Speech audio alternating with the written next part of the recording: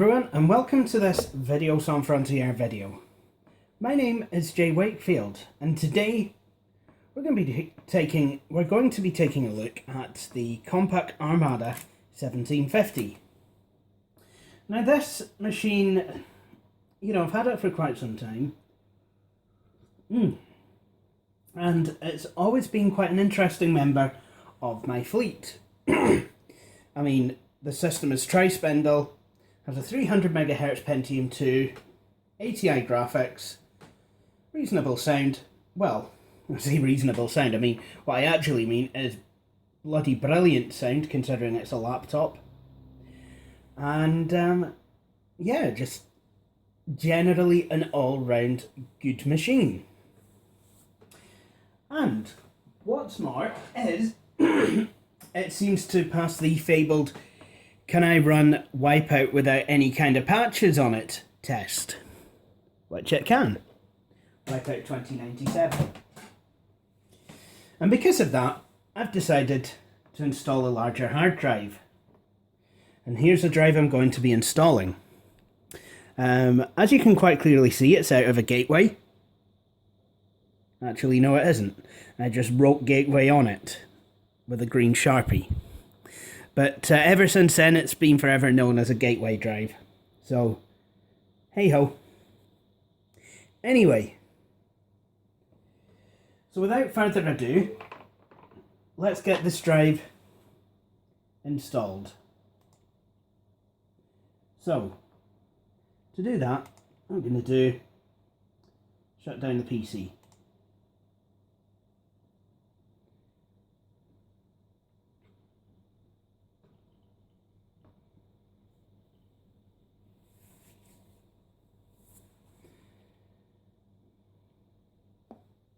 Okay, that's good, that's done. Now, whenever working on a machine, always a good idea to disconnect it from all the power sources. Also, we need to actually remove the battery, which on this system is in the front. You just kind of pull down this wee tab, hook your finger onto the wee lip and pull it out. Excellent. This machine's still connected to the mains, but it's actually on a socket that's switched off. So it is, it is earthed. Anyway, now to access the hard drive caddy on this, there's a wee catch that you open. And then that will actually open a wee flap, which you then kind of pull the whole cover towards you. And that will reveal to you the hard disk drive. Looks kind of very much like the caddy used on the Armada 1590 series. Now, at this point, probably going to want to have a Torx screw handy, so that's what we'll do. Compaqs of a certain age tended to use these Torx screws. There we go. So what you do, just literally unscrew each screw from the hard disk, put them in a safe place.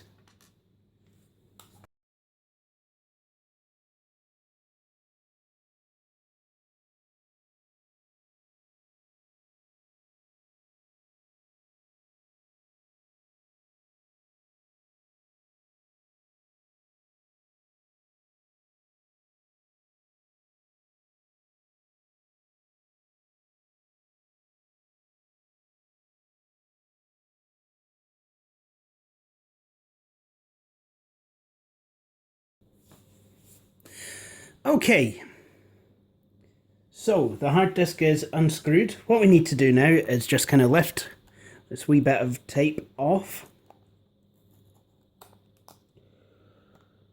And then want to slide the hard disk out of the caddy. Actually, what you can do is just kind of lift off this metal plate and just go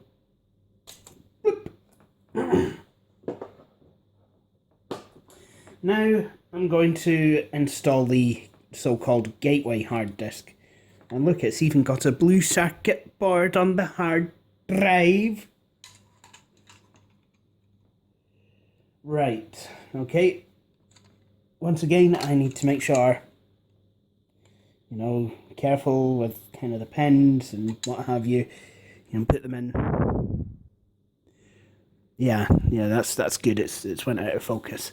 Oh, now it's back in focus. That's good.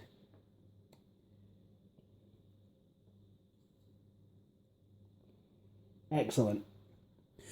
Good. Now, once again, I want to actually then refit the metal plate. There we go. And then put that wee bit of tape back on. Excellent. Once again, just kind of screw these screws in.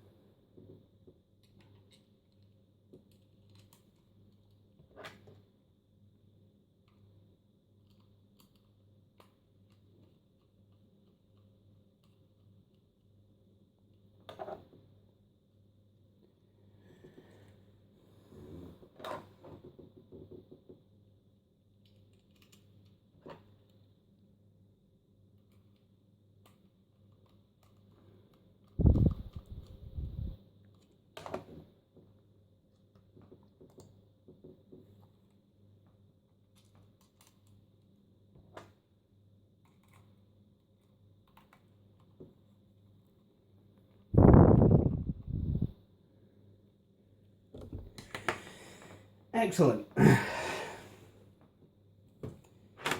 So the new hard disk is now in its caddy. All I need to do is drop it down and just slide the caddy back onto the connector.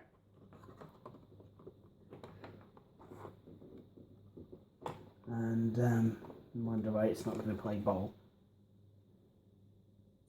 Oh, because I'm doing it upside down. Well, that is a bit of a stupid, idiotic thing to do.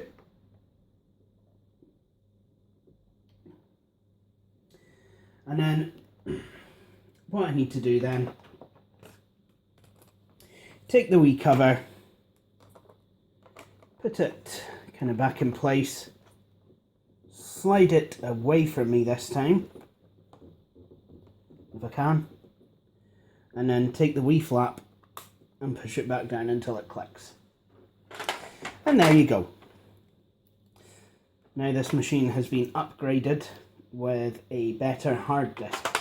Now, normally I would be preparing the hard disk in the video, F-disking it, formatting it, copying Windows files to it and so on. However, I've actually taken care of that in VMware. And before I did the video, that way I could copy, there's quite a lot that I wanted to copy to it, so you know, I did that from my main machine. So the hard disk has been pre-formatted, made bootable, and not only are the files to set up Windows 98 on there, but there's also drivers and other application setup routine. So basically, this is the opposite of what it was before. Reconnect everything, throw in the battery, as you do, until it clicks. And there you have it. And then you wonder why the machine is gripping at one side but not the other. And you see a torque screw. That doesn't belong to this machine. Oh well. Right, I'm going to switch off the camera light and we will get going. I'll just put this hard disk out of the hard disk drive out of the road for now.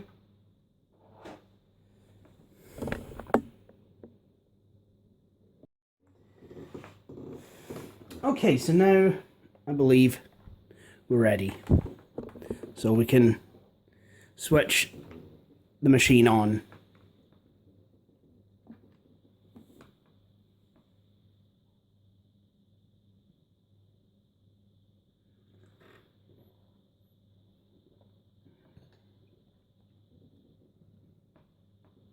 Okay, as you can see, the computer's booted up to a Windows 98 DOS prompt. And if we have a look, we see drivers and apps.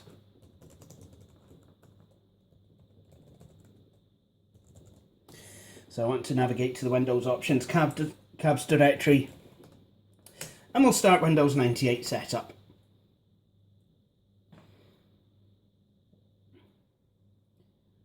And we'll run scan disk.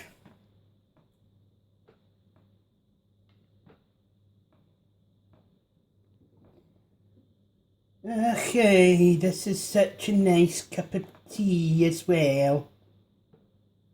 Oh look, this thing actually has a really nice panel stretch on it.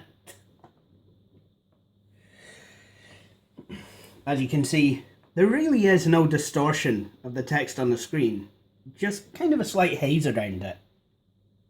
And, you know, that is absolutely fine.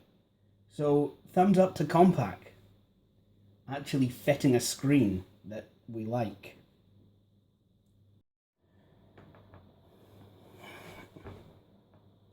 Okay, so we are in Windows 98 setup. As you can see, this is regular Windows 98 install procedure.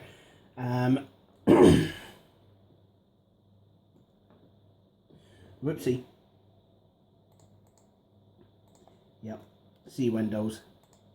I want the custom install, and I'll go for the one with everything. Except for internet connection sharing. Or online services. I mean, who needs those? In 2015. Okay, computer name, Armada 1750. Work group. This is a British keyboard as well. And English, British. Once again, when Scotland gets her independence, and Catalonia, Microsoft will not be releasing updates for Windows 98 that will acknowledge this, because 98 and ME ran out of support in 2006. Bit of a shame.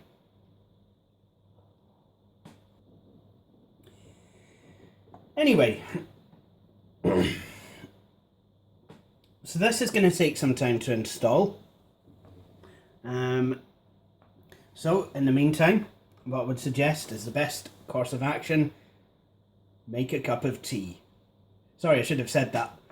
I should have actually preempted that. Okay, guys, Windows 98 is currently installing, so I would recommend you to, all together now, go and make a cup of tea.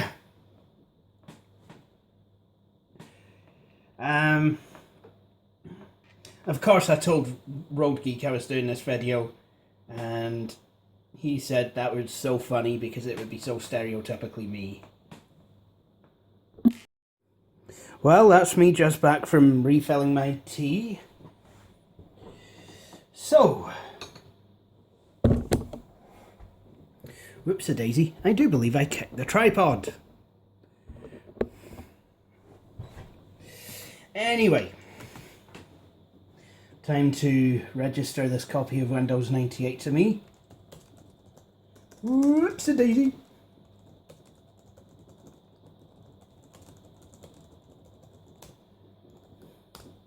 Yes, I do accept the license agreement. And as for the product key, come on Windows 98. It's me, Jay. Thank you. See, Windows 98 and I are like that. Anyway, you know, I really can't believe how quickly this year's gone. You know, it's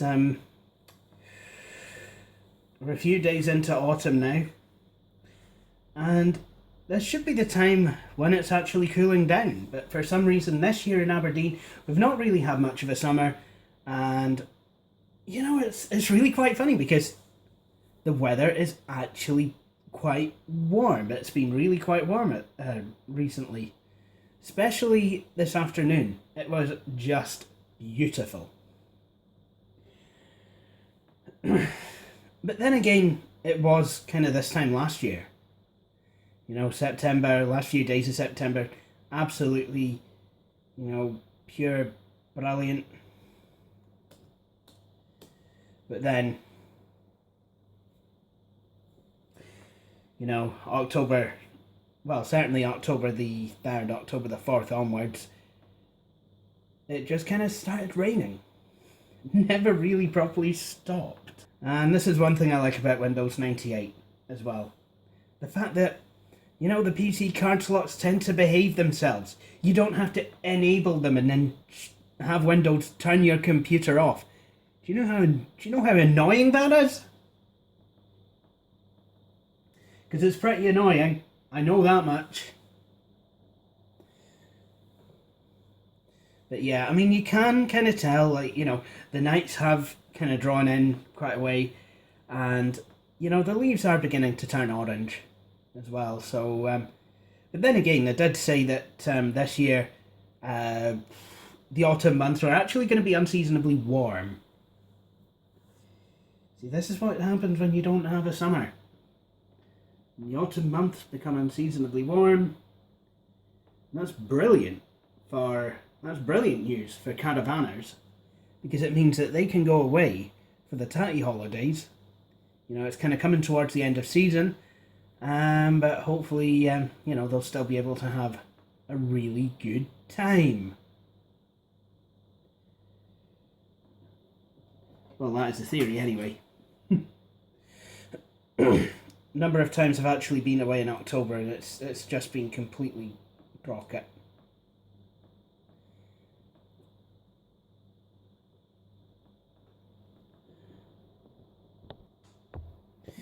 So let's just have a look at everything. 27th of September 15, 10 o'clock at night. So this machine's kind of been quite good at keeping the time. Greenwich Mean Time,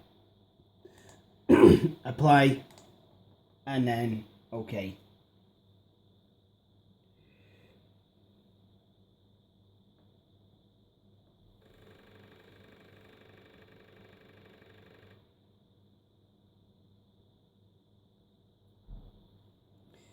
And now the final part of setup, where it's got to update the system settings.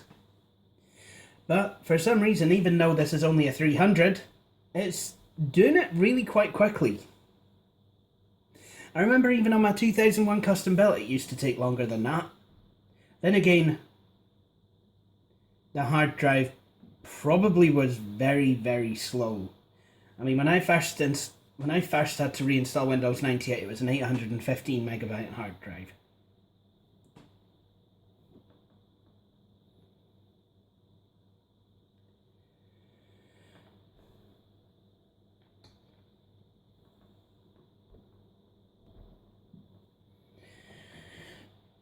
Okay, so Windows 98 has now finished installing.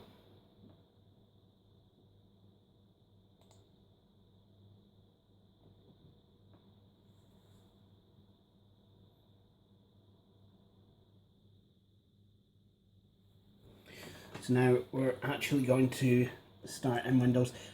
Before we do though, I just want to check something.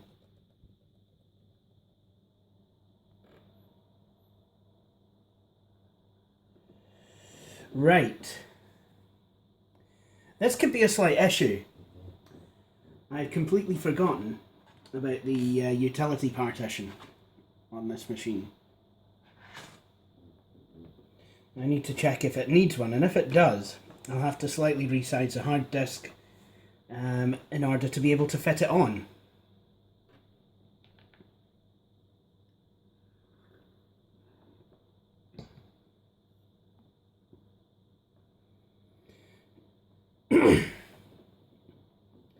But for the meantime, what we can do is install the drivers.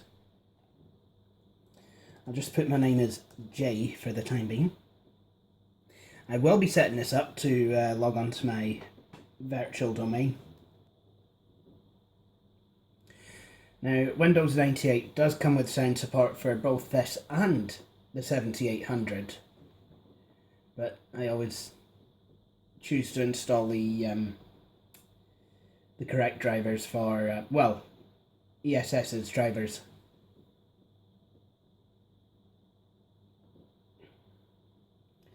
And in a minute, the Welcome to Windows 98 screen is going to appear.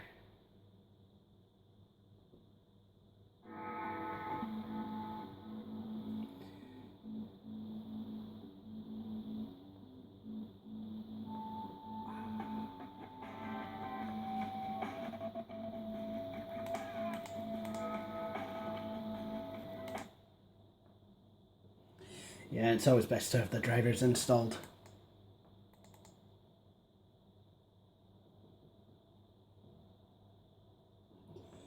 So we'll go to hard drive.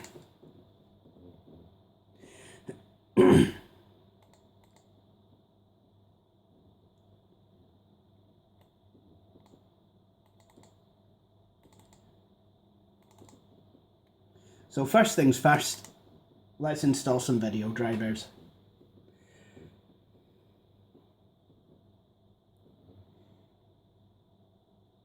Welcome to the ATI Enhanced Driver Installation Program. This program will install the ATI Enhanced drivers on your computer. These drivers give you higher performance, additional resolutions, and special features not available with the standard VGA driver. What? Like high color modes? It is strongly recommended that you exit all Windows programs before proceeding with this program. Now click Finish.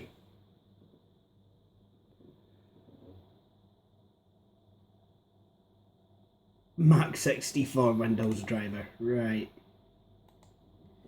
So, just a case of changing the 1 there for a 2.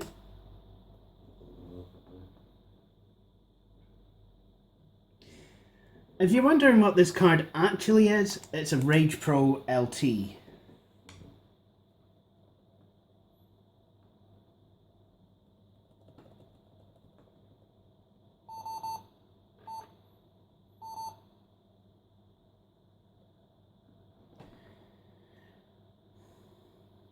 It really does seem to need a utility partition. Completely forgot about that on this system.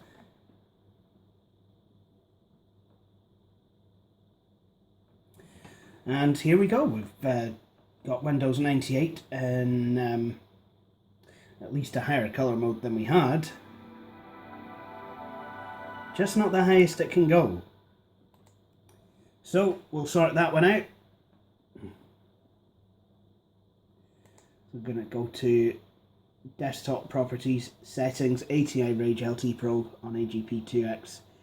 While I'm in here, what I believe I will do is have the settings shown on the taskbar.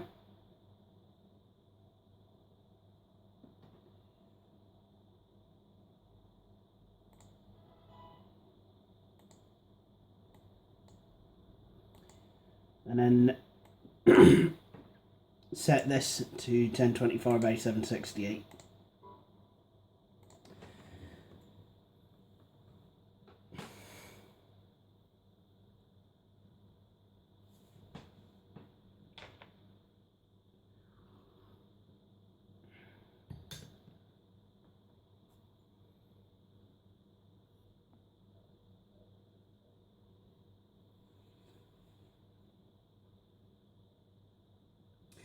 And there we are, in a much higher resolution, 1024 by 768, which is this panel's native resolution.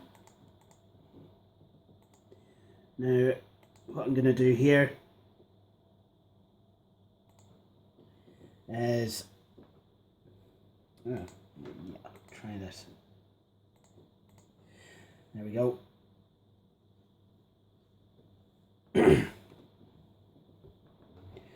Open up the control panel and then change the mouse pointer to a large black one.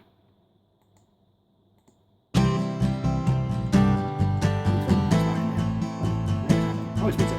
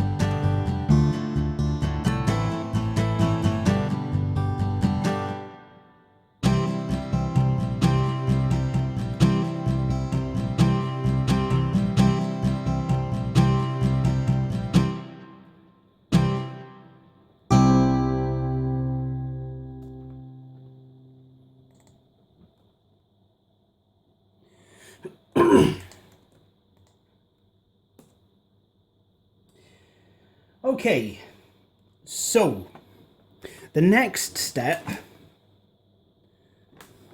please forgive me on that, bad angle. The next step is, well, aligning the camera up a wee bit better. Good. Now, the step after that is installing the utility partition. So let me just check what discs I have, because what I'm going to need to do is run a Cronus OS selector to kind of free up some space. Yep, good. And then run the utility partition, and then you know, any unused free space kind of claim back in Acronis. So,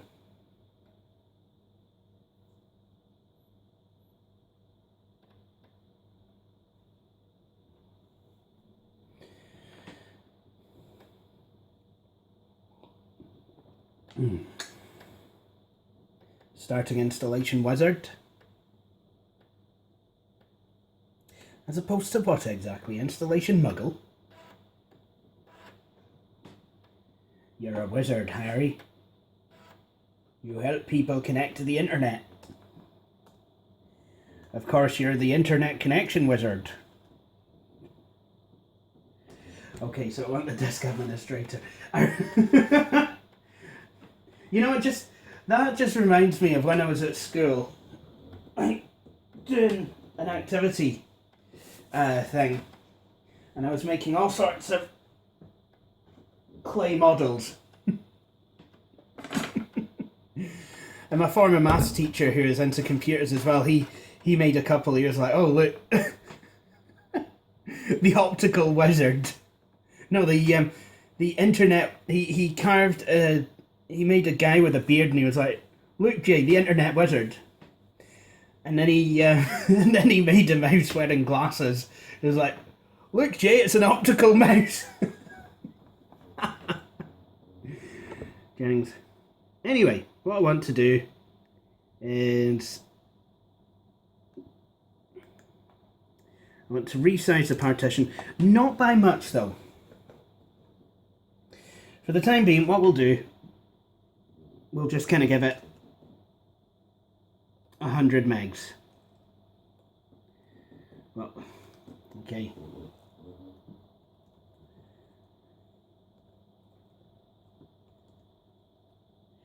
Okay, what we're going to do, actually, we'll do it the old-fashioned way. We'll take the partition and we'll just literally push it along. There we go. Okay.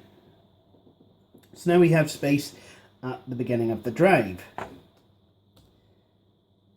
Which means I've caused more work for myself. So what this is going to have to do now is going to spend all sorts of time pushing all the data 132 megabytes that way. And that's gonna take no time at all. He lied.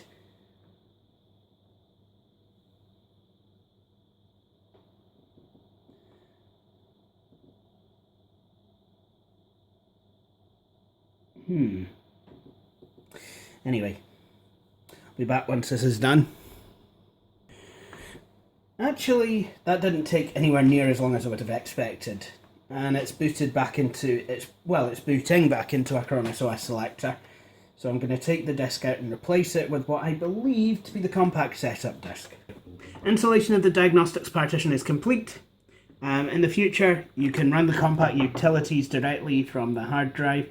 To do so, sorry, supposed to do this in a Billy approved way. In the future, you can run the Compaq utilities from the hard drive. To do so, press the F10 key at powered on time when a large block cursor appears in the upper right corner of the screen. This utility is provided to help you set up and diagnose your computer. You should use this utility when you want to change the computer's configuration and when you want to change or test your computer's options. To continue to the next screen, press enter. Well, actually, I've decided I want to exit from the utility. But what I will do is I will actually boot up the system and see if the utility partition works. And just like with every other Compaq in the world, what happens is it will actually restart the computer and boot straight into the utility partition, as it's doing now, which is running a miniature version of Microsoft Windows 3.1. Compaq Armada 1750, Intel Pentium 2 with MMX processor 300. BIOS state 421.99. And there you have it. You've got all the details of the system.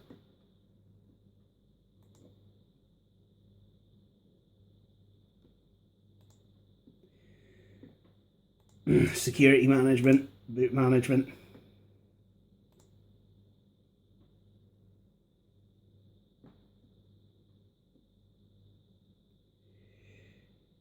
And as you can see, this computer supports booting from the CD drive, or optical drive bay, as Compaq calls it. Anyway, enough of that. What I want to do now is I want to boot back into a Chrome SOS selector, and I'll move the partition back, because the utility partition does not need 100 megabytes of space. In fact, I believe what it actually does is gives itself 11 gigabytes. Obviously, you've seen me do this before, and I usually do so on a formatted hard disk. But, you know, if you've installed Windows like I have and set the partition up and everything, then, you know, this is, you know, a way of installing the utility partition without having to clear your partition table. So once again, I want to run the disk administrator.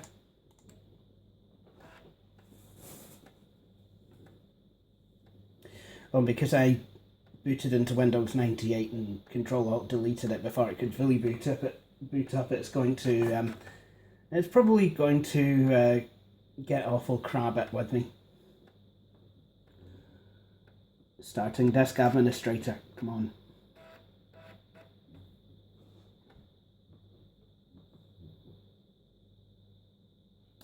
Excellent.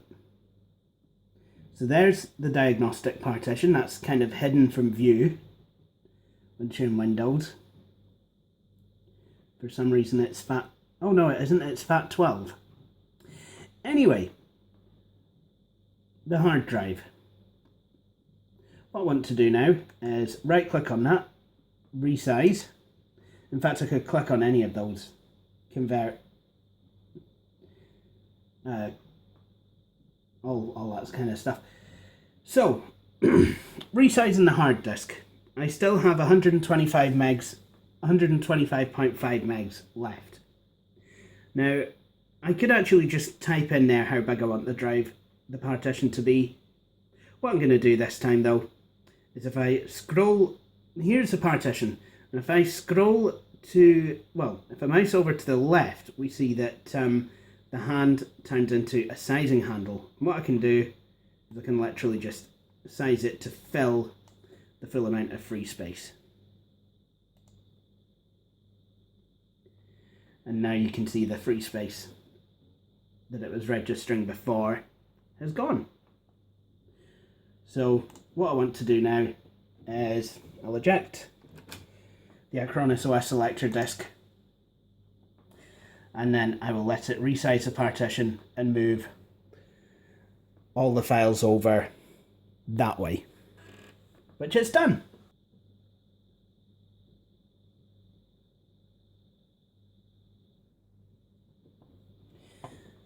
And now it's going to install all the hardware I installed before I set up the utility partition. I'm sure this is an industry approved way of setting things up. I mean, how could it not be?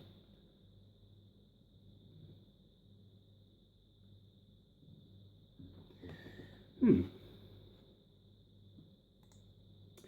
wonder.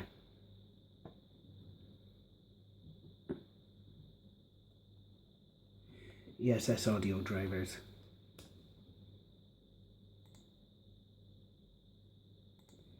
Yep, there we go. It has actually installed them. ESS 1869 plug and play audio drive WDM.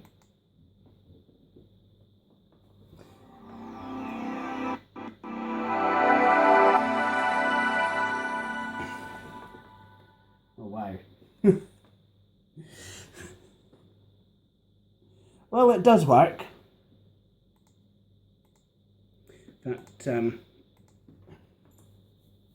let's try that again.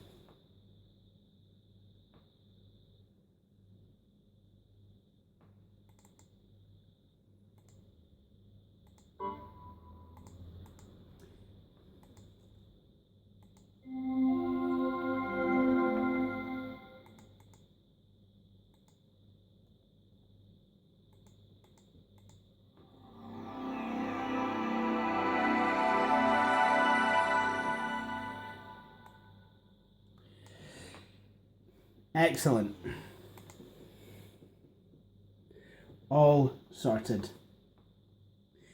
Now, let's do a quick wee test of the MIDI. We'll play Canyon. I just want to see, how well it plays it. Actually, before I do that, I want to see what synth options I'm given. Windows 98 generally used its own wavetable, but I could use ESFM synth if I wanted to. So at least I have that option.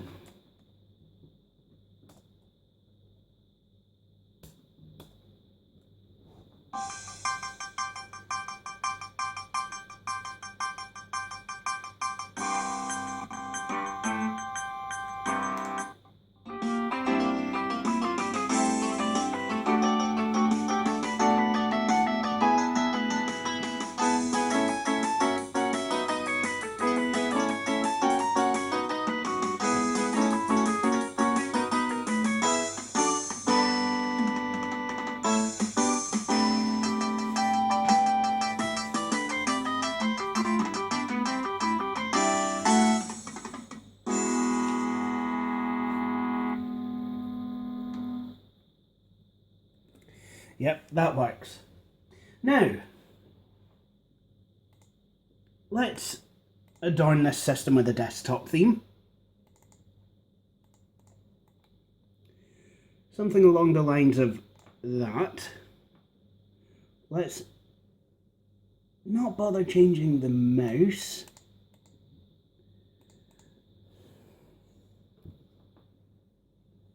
There we go. Now, I want to actually go about installing my network. So, the best way to do that is to look frantically for the PC card that I did find earlier, but somehow seem to have lost again. And then get really quite frustrated with it, and then find it. Okay, what I want to do, I'll pick up this yellow cable and it connects everything up.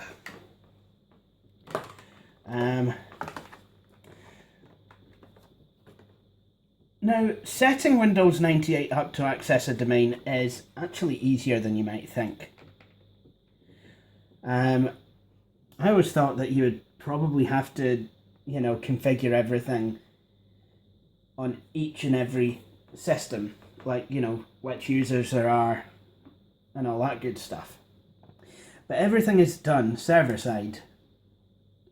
So literally all I need to do is follow the steps in the Found New Hardware Wizard to actually install the drivers, which I totally have provided.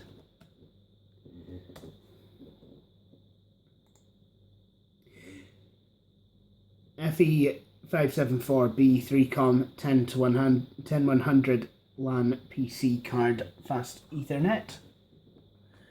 Actually, while I'm thinking about it, I will plug this in. And then away this goes. installs everything it needs to connect to the network. Probably will need a couple of restarts, if I'm going to be completely honest.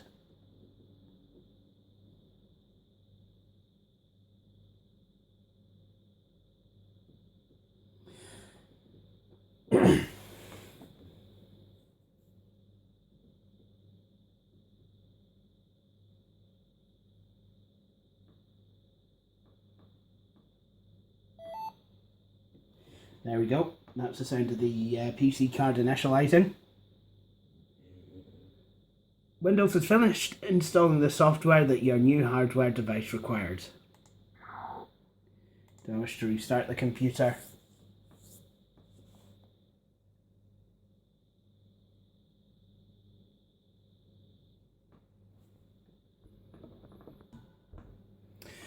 Okay, and as you can see, now that we're back in Windows, a network neighborhood icon has been added to the desktop, which is good because I'm actually going to need that.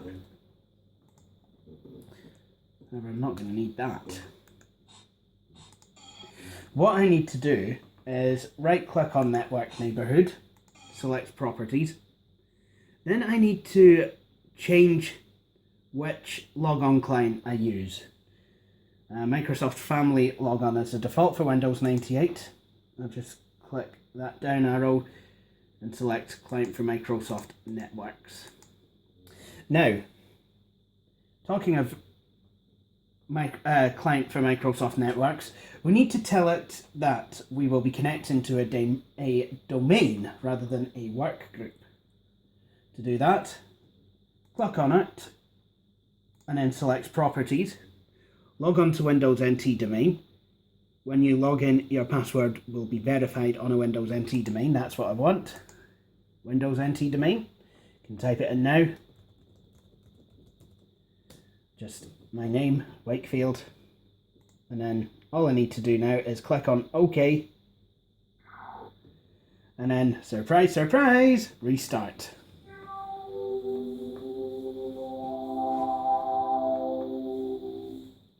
Very nice.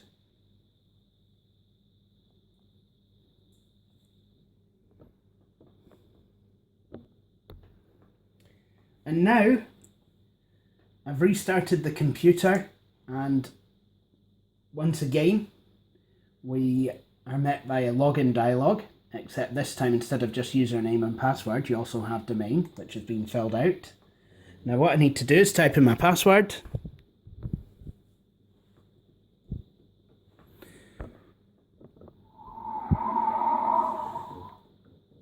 The domain containing the password you supplied. The domain password you supplied is not correct. And there we are. We're logging in. And what's happened now is the virtual domain has mapped out, well, it's run a batch login script which I actually associated with my username at the server side. And I mean, that could be anything you want. I've literally just told it, hey, look, map out some network drives.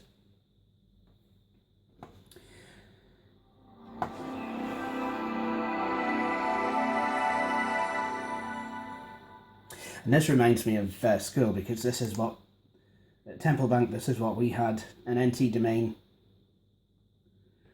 Even though mine's is actually a 2000 domain and it's all being done by Active Directory. But, you know, pre-Windows 2000 systems, they don't know any better. So, you know, at least it is still compatible. I'm really glad about that. As you can see though, we actually do have some shared drives. Yeah, and I did call my server ball bag. If we have a look, you know, I've got a few screenshots and pictures and what have you. Just, you know, just kind of stuff that I was doing.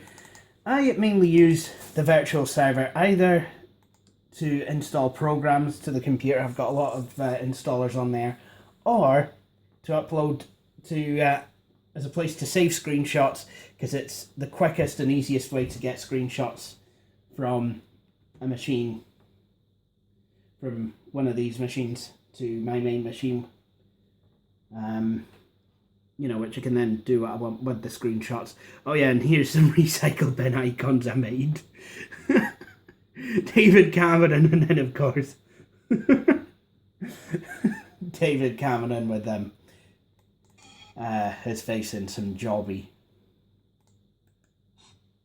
I'm gonna empty the recycle bin.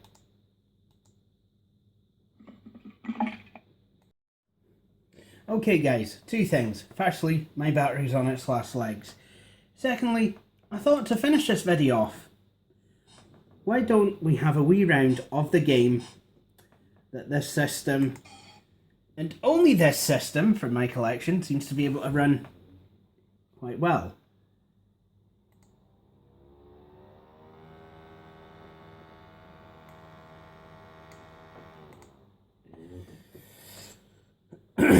Wipeout 2097.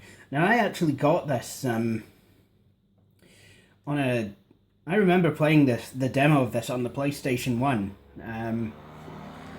The PlayStation that we got actually came with a demo disc that had kind of games like from the autumn 1996 kind of era on it.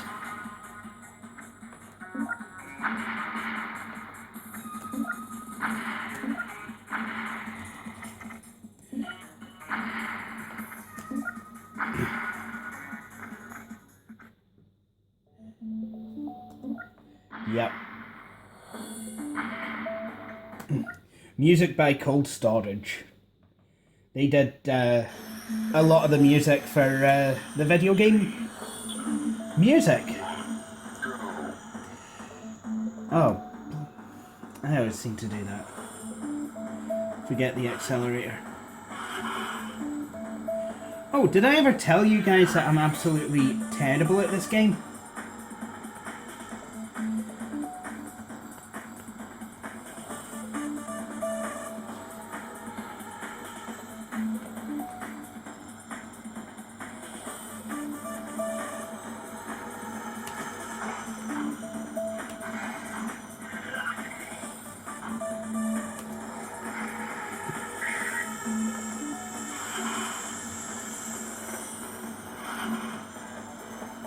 Yeah, I'm really not that good.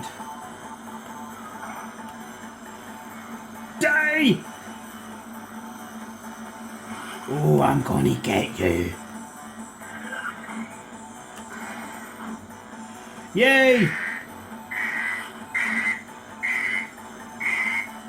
No! How I managed that, I will never know. What on earth did I just do?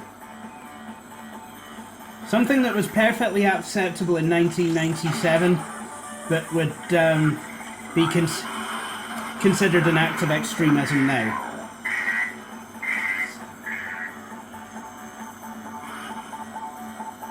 And this is the best track on the entire CD.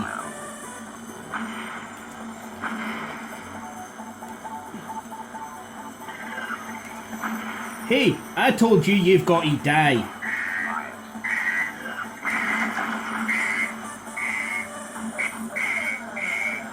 Uh-oh! Uh-oh! Uh-oh! Oh, that's nice. You know what? I think another round.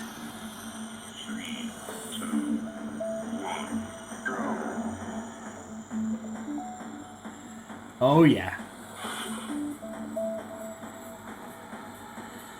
Maybe I might get better at this game. I was never any good at it. I just completely forgot how never any good at it I actually was. This is one of the most powerful in-game vehicles in the world.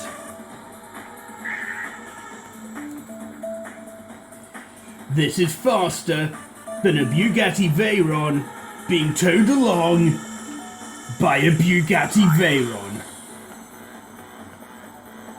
in the world.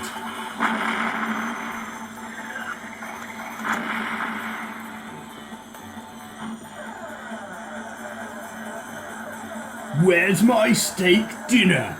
I will see you punched in the face because of this. Anyway, enough of my Clarkson impersonations. You missile me and I swear down I'm gonna make a soup out of your brains. I just missed that weapon. I just realised this is in KPH. That means absolutely nothing to me.